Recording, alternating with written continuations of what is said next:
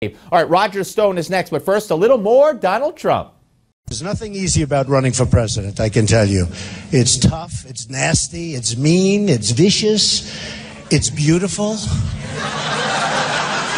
When you win, it's beautiful. And we are going to start winning for our country. We'll do the wall. Don't worry, we're going to do the wall.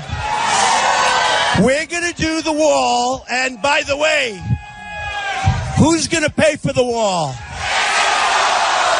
Mexico's going to pay for the wall. All right, joining us now, Roger Stone, as promised, Republican political consultant, correspondent at the Daily Caller, editor of StoneZone.com, and author of The Clintons' War on Women. Hello, Roger.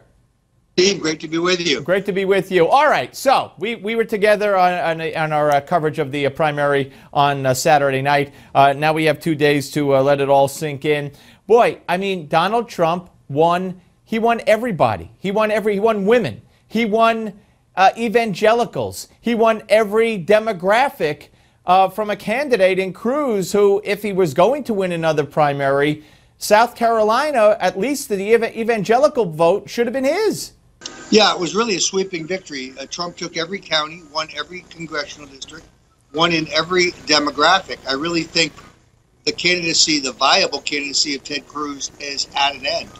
But it's instructive, Steve, that the combined total of Trump, Carson, and Cruz was almost 62% of the vote. So for those who say that Trump can't win a two-person race with an establishment contender like, say, Marco Rubio, that is demonstrably incorrect. All right, Vegas is tomorrow. What do you see happening in Vegas? I mean, there's no indication right now that I've seen that says Donald Trump loses anywhere, anytime. I think that's probably true. We have to recognize that Nevada is a caucus, and therefore there will be a smaller and less broad participation, and therefore the political bosses, the party bosses, have a disproportionate amount of influence, and therefore you can never take anything for granted. On the other hand, Trump enters Nevada, where there's, by the way, a disproportionate Mormon vote in the caucuses, but Trump enters the contest with a heck of a head of steam, and I do think he will roll through Nevada as well. But you believe because it's a caucus and not, and as you pointed out, party bosses, et cetera, it could hurt, whether it defeats him or not, it could hurt him.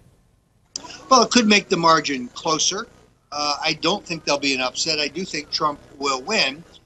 Frankly, I will be happy when Nevada is over and we move to the big block of southern primaries just down the road, because it is in those states, Alabama, Mississippi, Georgia, and so on, that Trump has his largest margins in the polls. All right, let me ask you this, and I hadn't heard this brought up until Saturday night, and it was by David Gergen, who's worked for several presidents. He's a CNN contributor, and he said that Trump is now going to come under scrutiny, and that the New York State Attorney General is going to launch an investigation, and it sounded like he knew that this was going to be made into a big deal by the New York State Attorney General, into Trump University, claiming that students were defrauded. Is this something that Trump is aware of? Can he preempt this? Does he plan to preempt it? Is he worried about it, or should he be?